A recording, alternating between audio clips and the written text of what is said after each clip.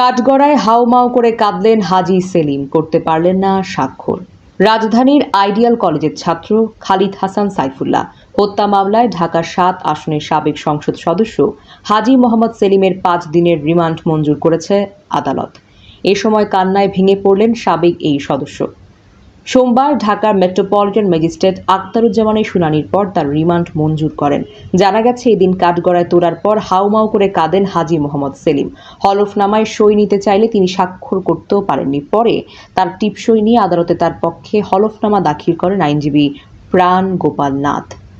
এদিন তাকে আদালতে হাজির করে মামলার সুষ্ঠু তদন্তের জন্য তাকে ১০ দিনের রিমান্ডে নিতে আবেদন করেন তদন্তকারী কর্মকর্তা। শুনানি শেষে আদালত তার ৫ দিনের রিমান্ডও মঞ্জুর করেছেন।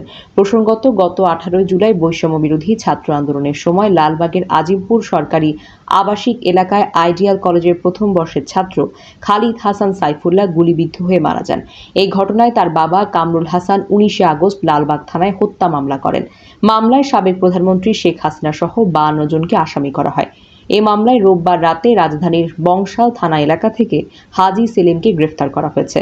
এর আগে রোববার রাতে রাজধানীর বংশাল থানা এলাকা থেকে তাকে গ্রেফতার করা হয়। পরে সাইফুল্লাহ হত্যার অভিযোগ লালবাগ থানার মামলায় ঢাকার ৭ আসনের সাবেক সদস্য হাজী মোহাম্মদ সেলিমকে ১০ দিনের রিমান্ড নিতে আবেদন করা হয়।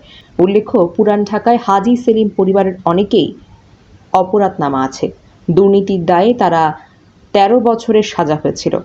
আওয়ামী লীগ ক্ষমতায় আসার পর জামিন নেন।